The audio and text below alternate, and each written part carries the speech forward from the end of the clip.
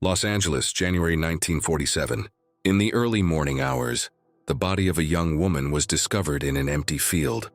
Her name was Elizabeth Short. The crime shocked the city, filled the newspapers, and launched one of the largest investigations in American history. More than 70 years later, the murder remains unsolved. Elizabeth Short was born on July 29, 1924, in Hyde Park, Massachusetts. She was one of 5 daughters in a working-class family.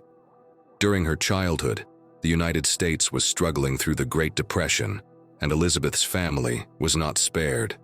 Her father abandoned the family when Elizabeth was still young, leaving her mother to raise the children alone. Elizabeth suffered from asthma, which often forced her to spend time away from home for health reasons. As a teenager, she moved between relatives, hoping for stability and better opportunities. Friends later described her as polite, soft-spoken, and eager to reinvent herself. In the early 1940s, Elizabeth moved to California. Los Angeles was attracting thousands of young people after World War II. Actors, workers, dreamers. Elizabeth wanted a new life.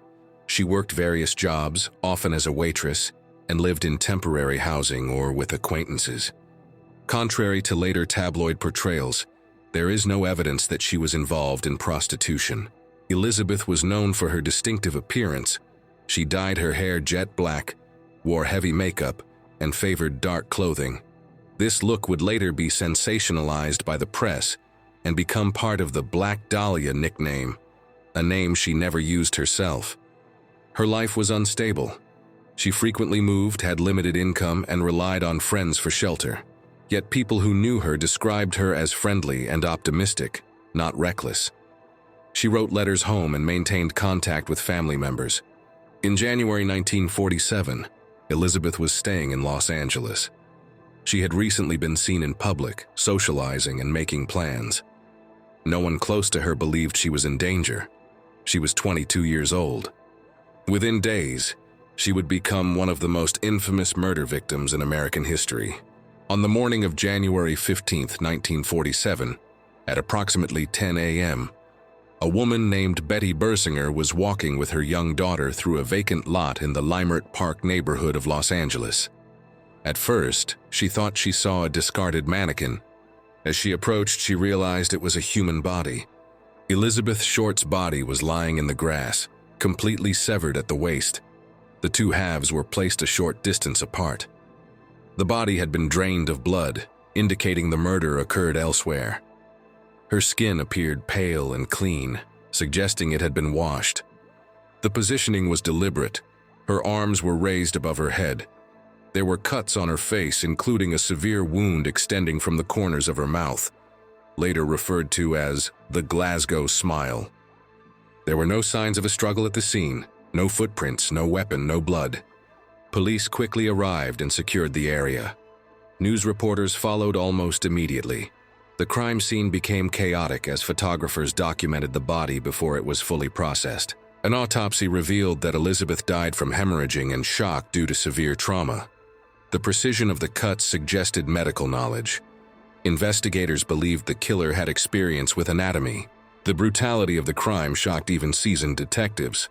Within hours, newspapers published Elizabeth's name and details of her life. The press gave her the nickname, the Black Dahlia. Sensational headlines spread across the country. The investigation was officially underway. The Los Angeles Police Department launched a massive investigation. Hundreds of detectives were assigned. Leads poured in from across the country. Elizabeth's movements in the days before her death were reconstructed. Witnesses reported seeing her in hotels, bars, and public places. None reported seeing her in distress. Police received letters from individuals claiming to be the killer. One letter contained Elizabeth's personal belongings, including her birth certificate. This confirmed the writer had access to her possessions. Despite this, the letters provided no clear leads. Over 150 suspects were questioned. Many confessed falsely. Others were cleared due to lack of evidence. At the time, forensic technology was limited. DNA testing did not exist. Media pressure complicated the investigation. Sensitive details were published before detectives could act on them. Tips became unreliable. The case quickly grew cold. Over the decades, numerous suspects were proposed. Some were doctors, others were criminals seeking attention. Several individuals confessed but could not provide verifiable details. One suspect, George Hodel, gained attention decades later due to circumstantial evidence and family accusations. However, no conclusive proof ever linked him to the crime. Other suspects were eliminated through alibis or lack of forensic support. The sheer number of false confessions overwhelmed investigators and diluted serious leads. No arrest was ever made. The Black Dahlia case remains unsolved due to a combination of factors: media interference, lack of forensic technology, lost evidence, and time. Elizabeth Short became a symbol rather than a person. Her story was distorted, sensationalized, and exploited. Yet behind the legend was a real young woman whose life ended violently, and whose killer was never held accountable. More than 70 years later, the case remains open, and the truth remains unknown.